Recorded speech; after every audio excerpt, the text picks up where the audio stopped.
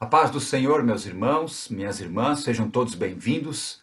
Estamos começando mais uma escola bíblica nesse domingo, dia 27 de setembro de 2020. Vamos estudar a partir de hoje a carta de Paulo a Filemão. E não será mais da CPAD, nem da Calel, nem de qualquer outra editora. Todo o conteúdo passado aqui será exclusivamente formulado e estudado pela minha pessoa, ok? Claro que eu vou usar livros da CPAD, livros da Calel, sem problema nenhum. Material de pesquisa posso pegar dessas editoras, mas todo o conteúdo será montado por mim. Então, Paulo escreve essa carta a Filemão, mais ou menos no ano 58 a 62 depois de Cristo. Onde Paulo estava quando escreveu essa carta? Ele estava fazendo obra missionária? Sim, Paulo estava fazendo obra missionária, mas não num lugar que você espera, num campo missionário, visitando igrejas, congregações, fazendo visitas nos lares. Não. Paulo estava fazendo a obra missionária onde? Numa prisão. É a primeira prisão de Paulo. Ok? Paulo, na sua primeira prisão em Roma, relatada no livro de Atos, no final do livro aparece ele ali chegando em Roma. Então, Paulo está preso ali. E ali ele ganha muitas almas para Jesus ali. Ele continua a fazer a obra missionária. E nessa primeira prisão, ele escreve 3 cartas. Escreve a Filemão, escreve aos Colossenses e escreve aos Efésios. Essas 3 cartas Paulo escreveu nessa primeira prisão. Na segunda prisão, Paulo escreveu 1ª e 2ª Timóteo, a carta de Tito e a carta de Filipenses, ok? Totalizando, então, 7 cartas. Claro que Paulo escreveu muito mais cartas do que estão registradas nas Escrituras. Apenas 13 cartas. Até um tempo atrás, cria-se que a carta aos Hebreus foi escrita por Paulo. Hoje, essa teoria não é mais abalizada. Então, Paulo escreve 13 cartas nas Escrituras e vamos aqui falando da carta de Filemão. Ele estava onde? Como eu já falei, numa prisão. Estava na sua prisão em Roma. Então, Paulo é o remetente desta carta. Quem é Paulo? Paulo, que nas Escrituras aparece como Saulo, era o grande perseguidor da igreja.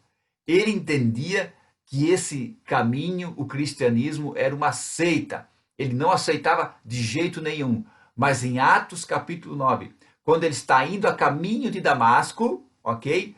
Ao meio-dia, uma gloriosa luz aparece diante de Paulo e ele cai por terra.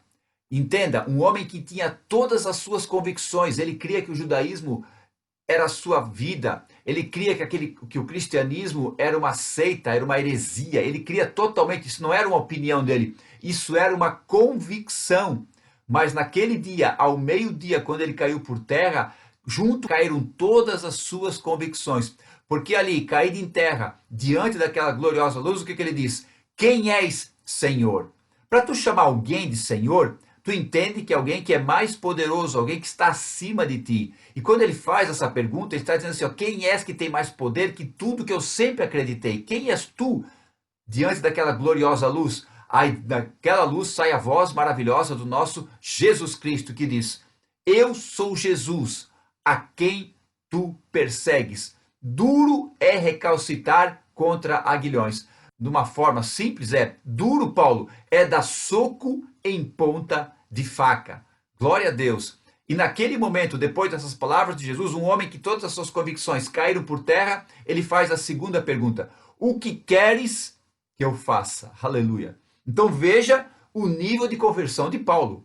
Ele estava indo prender os cristãos, agora ele cai por terra e a sua segunda pergunta é, o que queres que eu faça? Então tudo aquilo que ele tinha planejado fazer não existe mais. Agora ele tem um novo dono. Agora ele tem alguém diferente para seguir, Jesus Cristo. Aí o Senhor Jesus dá uma ordem. Vai, entra a rua direita, fique na casa de Simão. E lá te direi o que deves fazer. Então Paulo agora era totalmente, aleluia, orientado, direcionado pelo Senhor Jesus Cristo. Glória a Deus. Então Paulo, que aparece nas Escrituras como Saulo, quando ele e Barnabé são enviados para o campo missionário, diz as Escrituras, Atos capítulo 13, verso 9, Saulo, que também se chamava Paulo. Entenda isso. Deus, não mudou o nome de Saulo para Paulo. Não. Paulo tinha esses 2 nomes. o nome Paulo é o seu nome da forma latina, da forma latim. Por quê? Porque Paulo era cidadão romano. O nome Paulo significa pequeno, talvez devido à sua baixa estatura. E o nome Saulo significa desejado. O nome Saulo é grego, só que é a forma hebraica do nome Saul. Olha que interessante, gente, que legal isso aqui. Então o nome Saulo, em forma grega, do nome Saul. Então entenda, Saul foi o grande perseguidor de Davi. Então, como Saul perseguiu a Davi, Saulo perseguiu a igreja. Olha que maravilhoso. E Davi é um tipo de Jesus Cristo. E Davi está na linhagem de Jesus Cristo. Então, olha só como as coisas de Deus são interessantes, como elas se encaixam. É um quebra-cabeça maravilhoso que vai se encaixando. Então, agora Saulo, que também se chamava Paulo, começa a fazer a obra. E como ele tinha cidadania romana, ele tinha total liberdade de andar pelo Império Romano pregando a palavra de Deus. Então ele não se apresentava como Saulo, se apresentava como Paulo, porque ele tinha cidadania romana. Glória a Deus. Então esse é o remetente da carta a Filemão. Então quem é o destinatário? O destinatário é Filemão. Estamos falando dele aqui. Quem era Filemão? Bom, rapidamente aqui. Vamos falar mais depois nas próximas lições. Filemão era um cristão próspero que morava em Colossos. Um cristão convertido, uma pessoa fiel ao Senhor, mas ele era uma pessoa próspera que morava em Colossos. Então, Paulo, lá na prisão, em Roma, no ano 58 a 62 depois de Cristo, escreve essa carta pessoal a Filemão. Paulo escreveu mais 3 cartas pessoais. 2 a Timóteo e 1 a Tito, segundo estão nas Escrituras, ok? Filemão, o cristão que morava na cidade de Colossos. O nome Filemão quer dizer amoroso, amigo, aquele que beija. Filemão, bem no comecinho, é filéu. Filéu no grego quer dizer amor fraternal, amor amigo. Não é o amor ágape, que é o amor perfeito, nem o amor eros, que é o amor íntimo, o amor sexual. Filéu é o amor fraternal, o amor de amigo, o amor de irmãos, ok? Então por isso que o nome Filemão quer dizer aquele que beija, amigo. Mas por que Paulo escreveu para Filemão? Qual era a intenção de Paulo lá na prisão, passando um momento difícil, escrever uma carta para um rico da cidade de Colossos? Qual era a ideia? Será que Paulo queria saber como estava ali a comunidade de Colossos? Será que Paulo queria saber como estava Filemão, já que era uma carta pessoal, né? Como é que tu tá, Filemão? Tá tudo bem por aí? Como é que tá a tua família? Como é que tá teus filhos? Como é que estão teus negócios? Qual era a intenção, né? Então, ao ler essa pequena carta, segundo os originais, tem apenas 355 palavras no grego. É a menor carta das Escrituras. Qual era a intenção de Paulo? A intenção de Paulo é a seguinte: havia um cristão convertido que estava junto com Paulo. O seu nome era Onésimo. Quem era Onésimo? Onésimo era um escravo. E o que um escravo está fazendo com Paulo? Será que alguém colocou um escravo para trabalhar para Paulo, para atender Paulo ali quando ele estava na prisão? Não. Onésimo era um escravo fugitivo. Ele havia se convertido ao cristianismo e agora estava ali com Paulo, ok? Mas quem era o seu dono? O seu dono era Filemão. Por isso que Paulo escreve essa carta a Filemão, ok? Por causa de Onésimo. O nome Onésimo quer dizer útil, quer dizer lucrativo, para dar a entender como que Onésimo era um escravo valioso. Deveria ser um escravo muito útil para o seu dono. Então agora está ali Onésimo, que havia fugido do seu dono, que era Filemão. Exatamente. Onésimo fugiu de Filemão e foi para Roma. Talvez encontrou Paulo. O certo é que ele se converteu ao cristianismo e agora estava sendo ali ministrado por Paulo. Então Paulo, vendo toda aquela situação, resolve agir em prol de Onésimo para o quê? Para Filemão o recebê-lo de novo. Porém, havia um problema. O escravo fugitivo, ele era severamente castigado pelo seu dono quando fosse encontrado. Havia uma punição muito severa, uma para servir de exemplo aos outros escravos e também para o próprio não tomar mais aquela atitude, porque ele era tido como uma mercadoria, algo útil, não como um ser humano, ok? Então agora havia essa questão. Onésimo, se fosse recapturado, seria castigado. E havia outra questão também, que Onésimo, ele havia roubado seu dono Filemão para financiar a sua própria fuga. Então aí já era algo muito mais difícil para Onésimo, porque com certeza, pela lei, ele poderia até ser morto.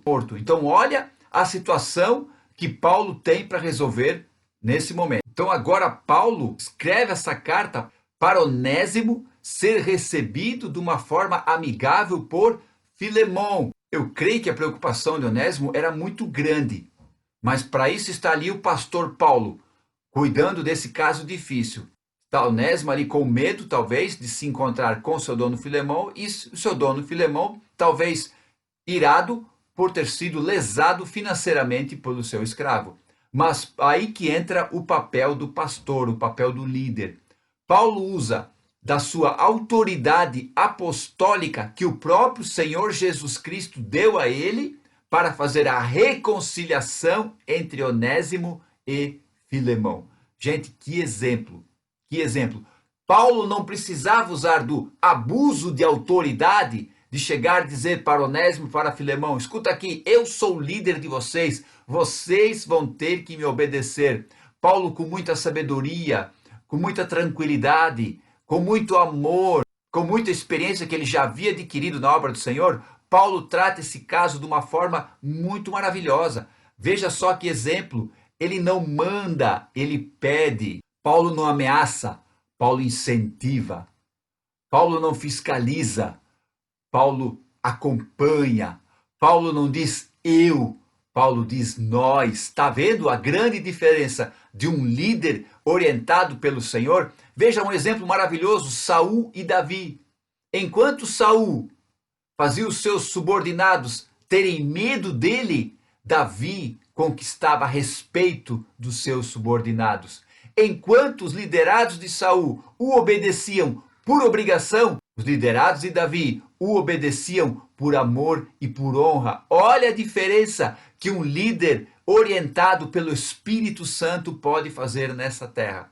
Então, nessa carta, nós podemos ver toda a sabedoria de Paulo, todo o seu caráter para tratar de um assunto muito difícil. Está ali um dono que foi lesado financeiramente, está ali alguém que lesou esse dono, como fazer se reconciliar? Porque perdoar situações que houve uma perda material e não há mais como ter uma restituição é difícil. Então era esse caso que Paulo estava tratando, mas ele com muita ousadia também, sim, com ousadia e com coragem, e realmente ficando entre os dois, não tomando partido nem de um e nem de outro. Paulo está assim reconciliando ambos para viver uma vida em Cristo. Olha que líder tremendo, que exemplo de liderança nós podemos ter. E além disso, essa carta mostra algo maravilhoso, a questão, e essa carta, além de mostrar toda essa questão de como um líder deve agir em situações difíceis, mostra também a grande reconciliação que Deus tem para a humanidade. Nós podemos ver Onésimo, um escravo fugitivo, que fugiu do seu dono Filemão, ok? Não importa quão distante ele estivesse de Filemão, ainda que ele estivesse milhares e milhares de quilômetros longe de Filemão, ele continuava sendo um escravo fugitivo. Ele continuava sendo um escravo desse mundo. Olha que exemplo maravilhoso. Por mais que Onésimo estivesse longe, talvez com outra identidade, talvez já conquistado uma família, ele ainda seria um escravo fugitivo. E assim éramos nós neste mundo, nós éramos escravos desse mundo. Por mais que nós tentássemos fugir, por mais que nós tentássemos nos libertar, jamais conseguíamos, jamais iríamos conseguir. A psicologia, a psicanálise, talvez um grupo de autoajuda, poderia até trazer algum momento de calma, de tranquilidade, mas jamais deixaríamos de ser escravos, continuávamos escravos deste mundo. E Onésimo estava ali escravo desse mundo. Aí chegou Paulo com a mensagem do Evangelho, aleluia, glória a Deus. Paulo chega com a mensagem do Evangelho, e quando Onésimo, o escravo fugitivo, ouviu a mensagem do Evangelho, ouviu a palavra de Deus através do apóstolo, através do servo do Senhor, as correntes espirituais de Onésimo caíram, os grilhões caíram, e Onésimo agora não era mais um escravo desse mundo, Quando eu e você ouvimos o Evangelho do Senhor Jesus Cristo, talvez pregado num culto, talvez ouvido na televisão ou numa rádio, não importa. O dia que ouvimos a palavra de Deus, os grilhões caíram, os grilhões espirituais caíram e nós somos livres. Aleluia, glória a Deus, aleluia. E aí Paulo entra com a mensagem que reconcilia o escravo fugitivo com seu dono, aleluia. Agora Onésimo não é mais um escravo fugitivo, agora ele não é mais um escravo desse mundo, agora ele está sendo reconciliado com seu dono. Nós éramos escravos do mundo, agora a mensagem do Evangelho veio, nos libertou, estamos reconciliados com o nosso Criador, com o nosso dono, aquele que nos criou, aquele que desejou que nós viéssemos a existir. Veja que exemplo maravilhoso essa carta. Então esteja comigo aqui todo domingo, a partir de domingo que vem, estudando cada versículo. Vamos ver cada palavra no grego, cada significado, cada profundidade desses versículos maravilhosos que vamos destrinchar, esmiuçar nessa carta pessoal de Paulo a Filemão. Vamos aprender tesouros maravilhosos. Irmão, o meu desejo é que tu seja usado em dobro do que eu sou usado. É isso mesmo. O meu desejo é que tu seja usado em dobro do que Deus me usa. E é assim que o reino avança. E é assim que tem que ser. Jesus mesmo disse para os discípulos: eu vou para o Pai e vocês farão obras maiores do que eu faço. Olha só, se o próprio Jesus disse que nós faremos obras maiores que ele, quem sou eu para dizer que tu não é para ser maior do que eu? Quem sou eu para dizer que tu não é para Deus te usar o dobro do que eu? O próprio Eliseu, quando chegou para Elias e disse: Elias, eu quero porção dobrada do teu espírito. E assim tem que ser, irmão. Eu quero que Deus te use em dobro do que tu me usa. Então venha todo domingo aqui a partir das 9 da manhã e vamos estudar essa carta e vai ser bênção de Deus para a minha e para a tua vida. Amém? Deus abençoe. Fique na paz. Beijo do coração. Bom domingo, bom culto nessa noite. Tchau.